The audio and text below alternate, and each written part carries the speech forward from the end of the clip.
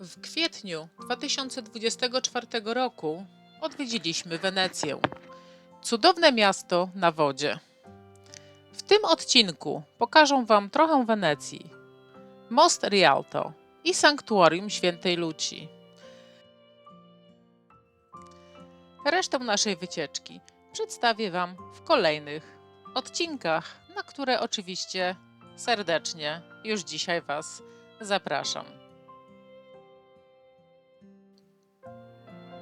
Wenecja, stolica regionu Veneto w północnych Włoszech, położona jest na ponad 100 małych wyspach w lagunie Morza Adriatyckiego. Miasto nie ma tradycyjnych dróg, a zamiast tego jest poprzecinane kanałami. Canal Grande jest główną arterią komunikacyjną, otoczoną oszałamiającymi renesansowymi i gotyckimi budynkami.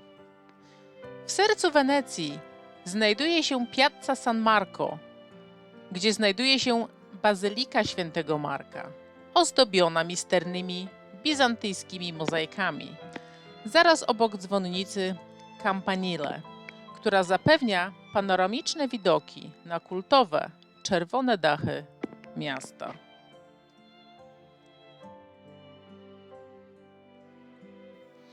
Przejdziemy teraz do wspomnianego wcześniej mostu Rialto. A więc, choć przebudowywany wielokrotnie od XII wieku, jest najstarszym mostem nad Canal Grande w Wenecji. Dzięki oszałamiającej architekturze łukowej i szczegółowemu kamiennemu rzemiosłu jest nie tylko znaczącym punktem orientacyjnym, ale także jednym z najpopularniejszych miejsc turystycznych w mieście. Co wyróżnia most Rialto? Przez ponad 3 stulecia ten niezwykły most służył jako jedyne przejście przez Canal Grande. Za jego uderzającą fasadą odwiedzający mogą zwiedzić różne sklepy i butiki rzemieślnicze, zlokalizowane pod jego arkadami. Podczas gdy te placówki obecnie obsługują głównie turystów, kiedyś stanowiły ważny rynek dla rzeźników, piekarzy i innych rzemieślników w czasach średniowiecza. Obszar Rialto był pierwszą osadą Wenecji, przyciągającą mieszkańców już w IX wieku. W rezultacie przekształcił się w tętniące życiem centrum finansów i handlu, a most Rialto pełnił funkcję wejścia na główny rynek. W XI wieku miejsce to stało się głównym targiem spożywczym w Wenecji, na którym można było znaleźć szeroką gamę towarów, od przypraw po świeże ryby i inne produkty rolne.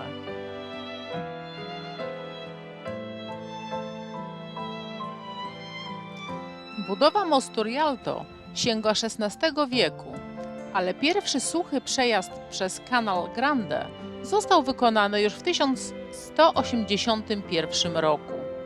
Ta pierwotna konstrukcja została przebudowana w ciągu stulecia, aby pomieścić rosnącą liczbę turystów zmierzających na targowisko Rialto. Była to decyzja, która później została uznana za niewystarczającą. W 1310 roku podczas buntu pod wodzą Tiepola znaczna część mostu została zniszczona przez pożar, a ostatecznie zawalił się wkrótce potem, gdy widzowie zebrali się na paradzie łodzi.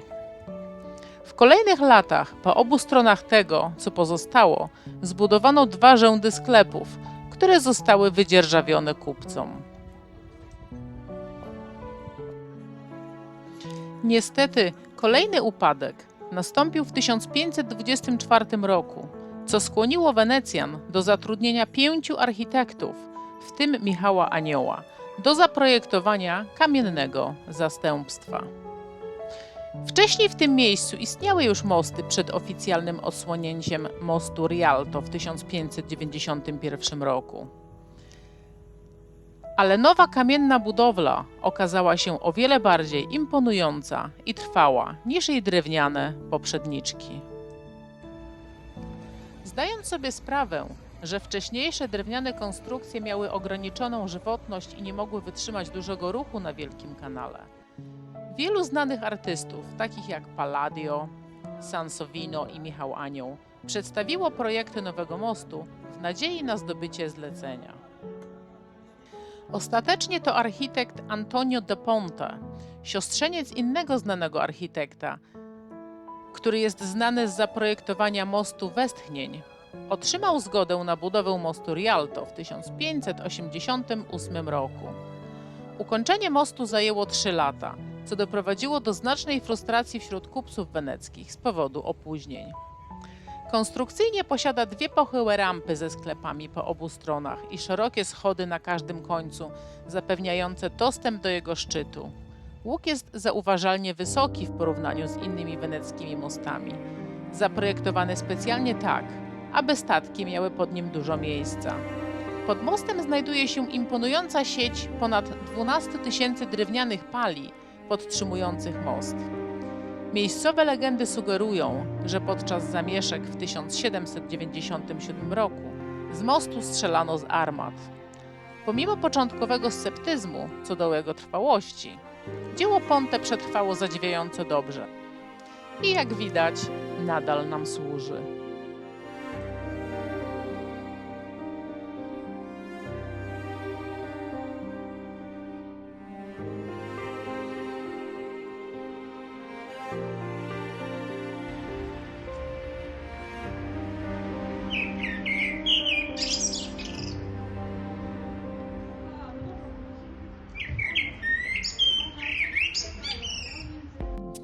Kolejnym miejscem, które odwiedziliśmy, jest sanktuarium świętej Łucji. Kim była święta Łucja?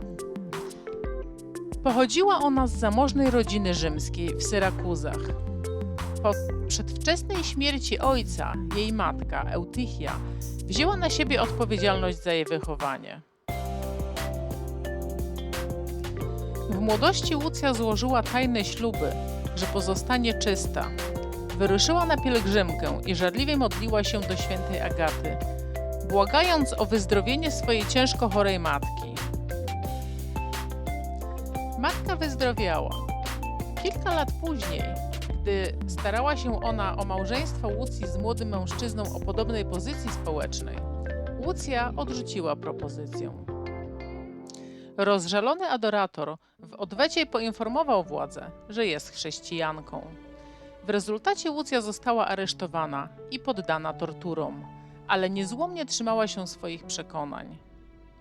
Jej kara obejmowała zamknięcie w domu publicznym i zmuszenie do prostytucji. W jednej z wersji jej historii mówi się, że oszpeciła się, wydłubując sobie oczy. W wieku 23 lat została stracona przez ścięcie i było to 13 grudnia 304 roku. Mam nadzieję, że zainteresowały Was te 2 historie na tyle, aby odwiedzić te miejsca, jeśli zawitacie do Wenecji. Ja Was w tym momencie zostawiam z Waszymi myślami i nastrojami. Obejrzyjcie do końca nagrania z przepięknej Wenecji. Do zobaczenia w przyszłym odcinku. Pozdrawiam!